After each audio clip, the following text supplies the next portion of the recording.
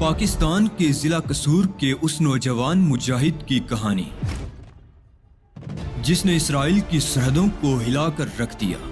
اسلام کی بقا کی جنگ لڑنے والے اس مجاہد کی طویل داستان سننے سے پہلے چینل کو سبسکرائب کیجیے تاکہ کہانی کی تمام ترقصات آپ تک ہمیشہ پہنچتی رہیں۔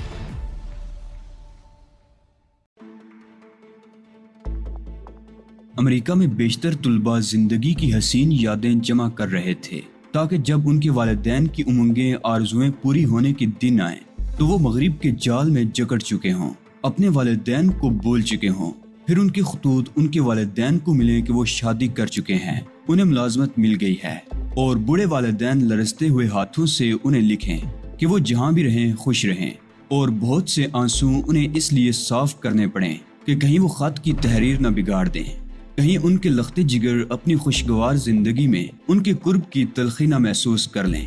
یہ عام کہانیاں ہیں، یہ قرب کی لاتعداد داستانیں ہیں۔ بیشتر والدین اپنی اولاد کے مستقبل کے لیے اپنی زندگی کے بہت سے سال کم کر لیتے ہیں۔ زندگی کے یہ سال وہ اپنی اولادوں کو بخش دیتے ہیں۔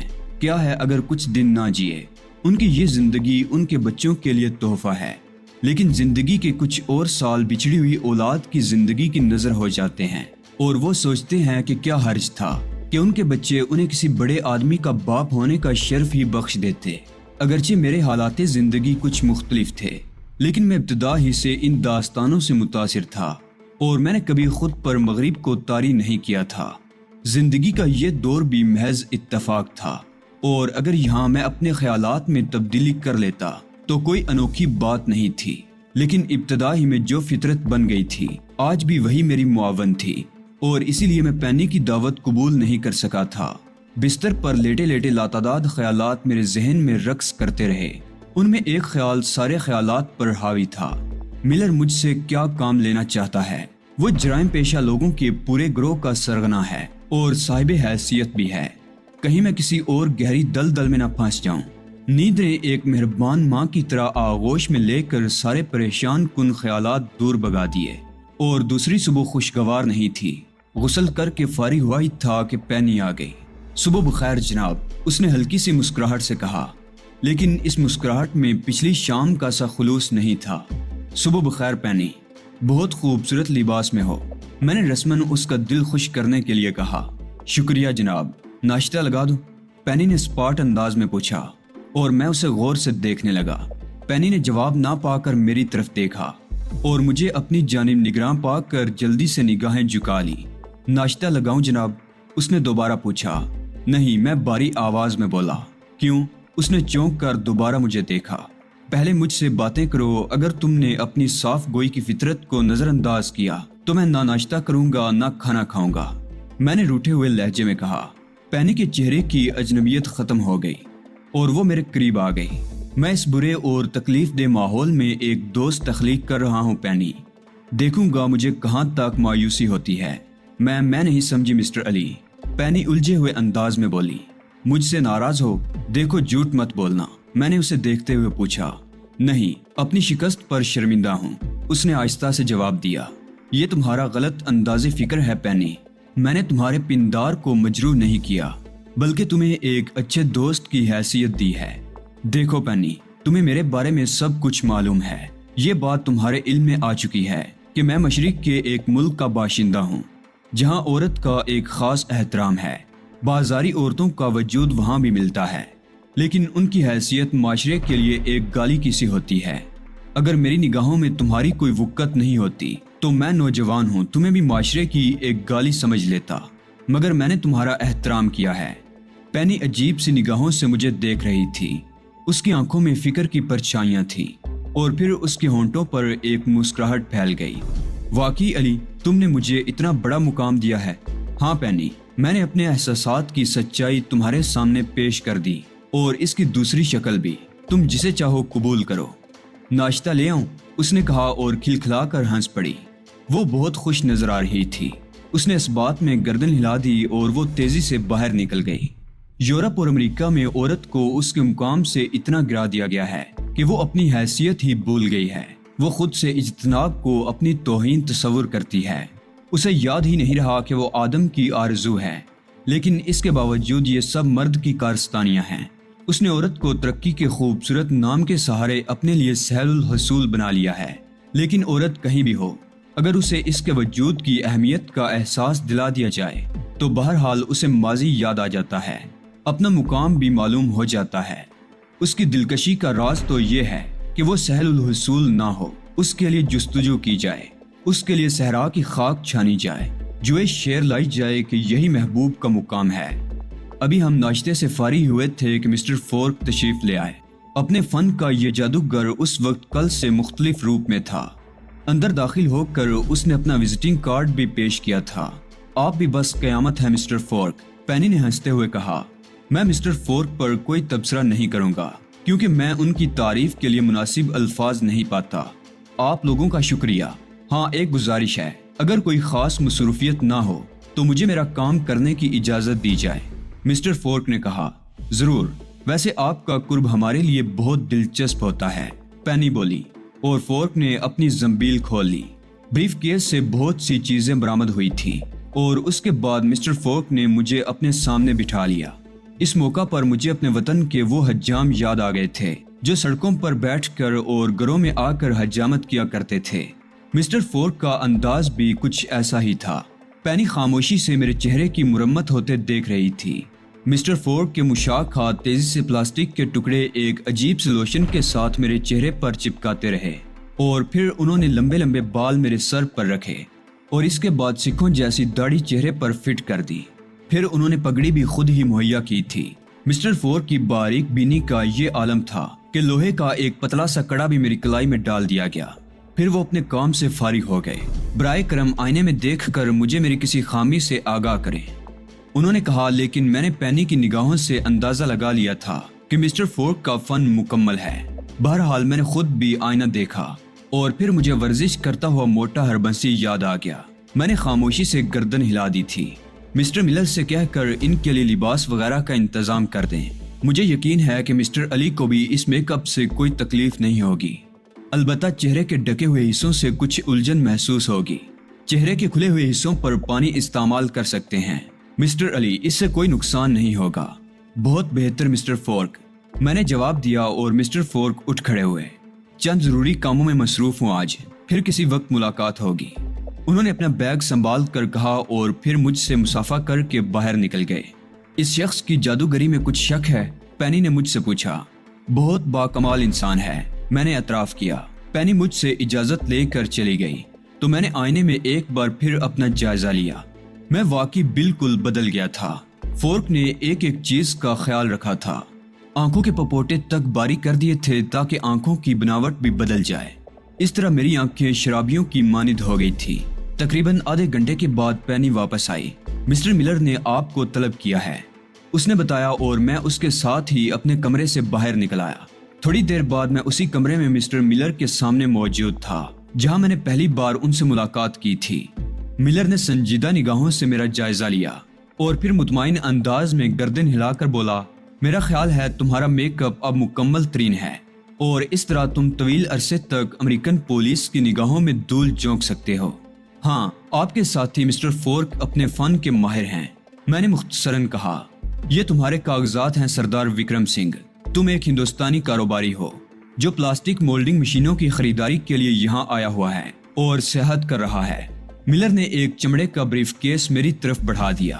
شکریہ مسٹر ملر، میں نے ایک گہری سانس لے کر کہا، اور یہ وہ تحریر ہے جو تمہارے دستخط کے ساتھ تیار کی گئی ہے۔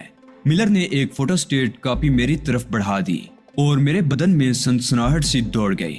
میں نے وہ فوٹو کاپی اٹھائی اور اسے پڑھنے لگا۔ پوری تحریر پڑھ کر میرا دل لرز کر رہ گیا تھا۔ ملر نے میرے سینے پر واقعی کاری ضرب لگائی تھی، جبکہ میں نے اس واقعے کو زیادہ اہمیت نہیں دی تھی۔ میں نے سوچا تھا کہ ملر کسی بھی جرم کا اعتراف نامہ لکھ لے، وہ میرے لیے بے حقیقت ہوگا، کیونکہ جو جرم میں امریکہ میں کر چکا ہوں اس کی سزا ہی ایسی ہوگی کہ مزید گنجائش ہی نہیں رہے گی۔ لیکن عیار ملر نے مجھے ایسے جال میں پھانسا تھا کہ میرے 14 طبق روشن ہو گئے تھے۔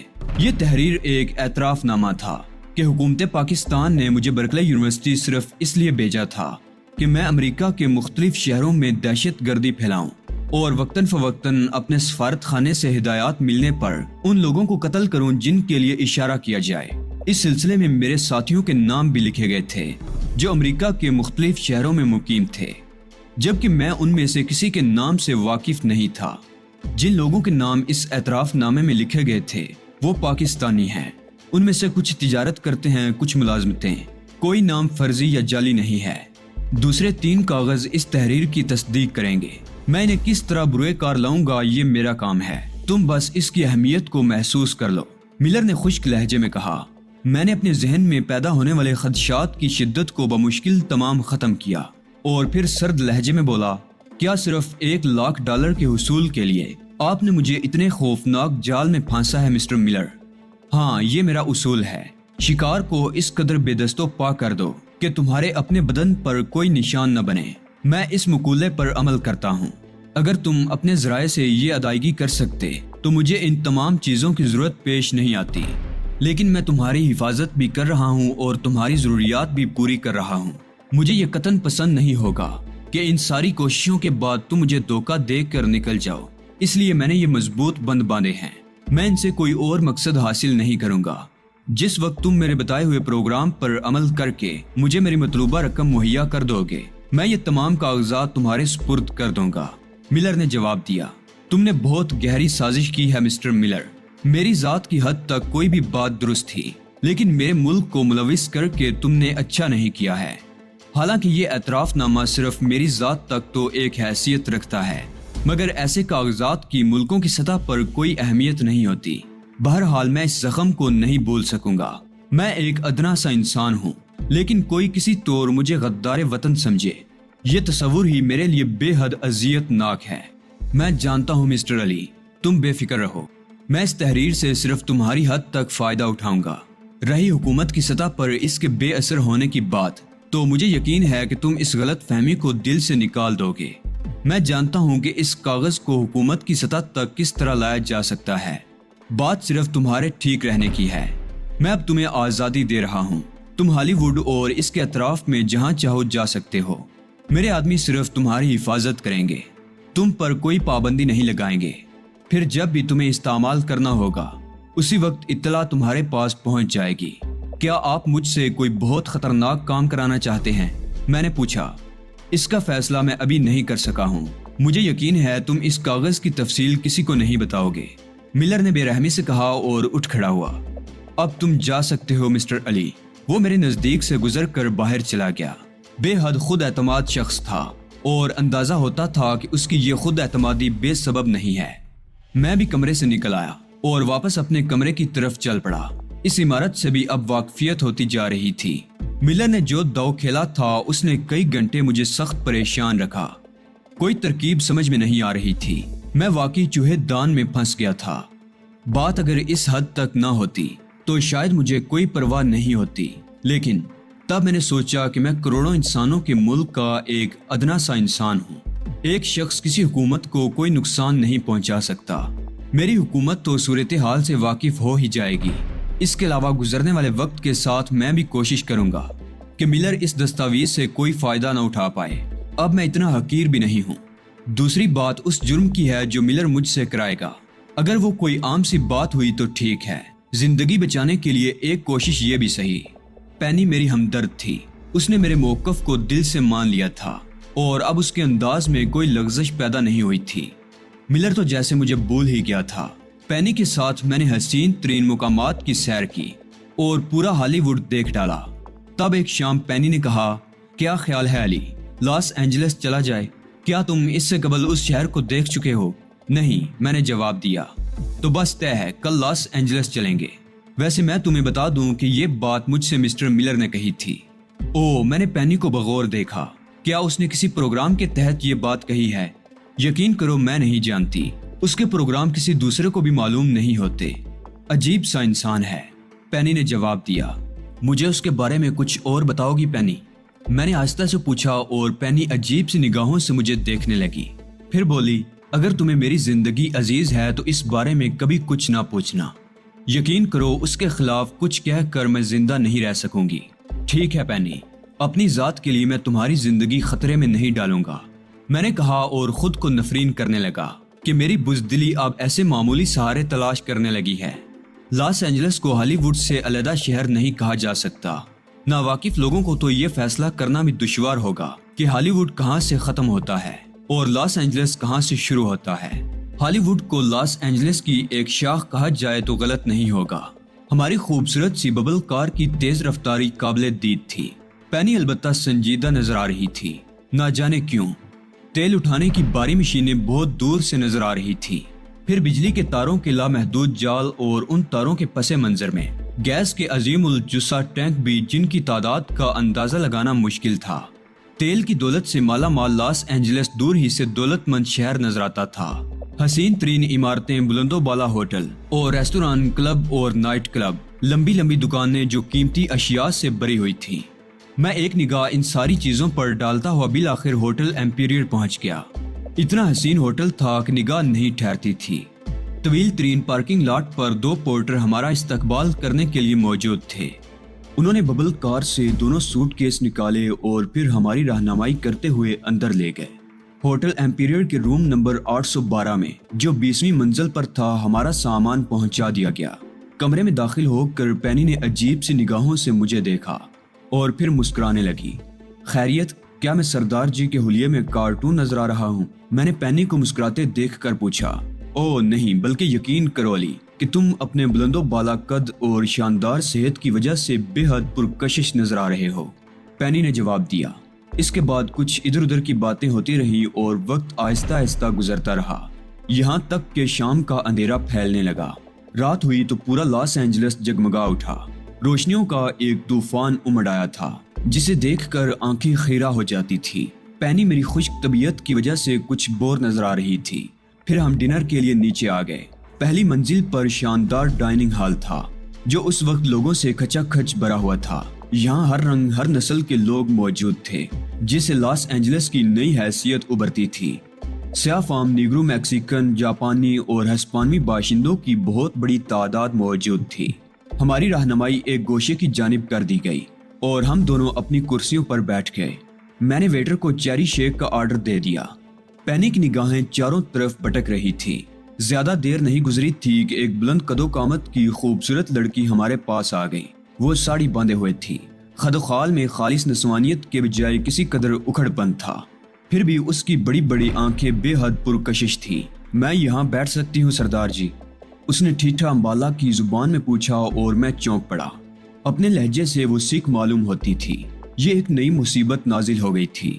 اگرچہ میں بھی ٹھیٹھ پنجابی بول سکتا ہوں، لیکن وہ ایک خاص بات جو سکھوں کی پنجابی میں ہوتی ہے میری زبان میں نہیں تھی۔ پھر بھی میں نے خوش اخلاقی سے اس کا استقبال کر کے اپنی حد تک خالصہ زبان میں اسے بیٹھنے کی پیشکش کی، جس کے جواب میں وہ مسکراتی ہوئی بیٹھ گئی۔ آنکھیں ترس گئیں اپنے کسی آدمی کو دیکھنے کے لیے۔ کیا لاس اینجلس میں خالصے نہیں آتے اور ان کے یہاں نہ آنے کی کوئی خاص وجہ ہے؟ اس نے پوچھا۔ میرے خیال میں ایسی کوئی خاص بات نہیں ہے، لیکن تم یہاں کب سے ہو؟ میں نے سوال کیا۔ 1 ہفتے سے، نیو یارک سے آئی ہوں، مگر یہاں تو بور ہو گئی ہوں۔ تنہا آئی ہو؟ میں نے سوال کیا۔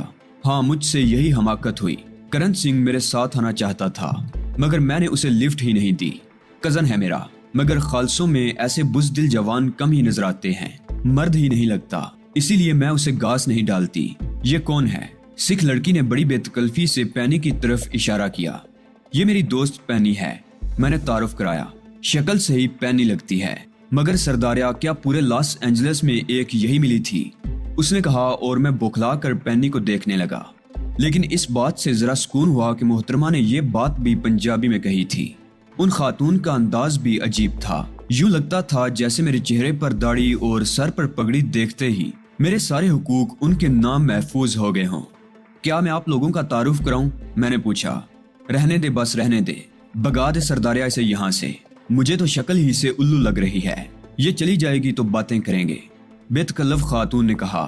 پینی عجیب سی نگاہوں سے ہم دونوں کو دیکھ رہی تھی، نہ جانے اس کے تاثرات کیا تھے، لیکن اجنبی زبان میں گفتگو کرتے ہوئے اس نے ایک اندازہ تو لگا لیا ہوگا کہ ہم دونوں زبان کے رشتے سے ہی صحیح ایک دوسرے کے قریب ضرور ہیں۔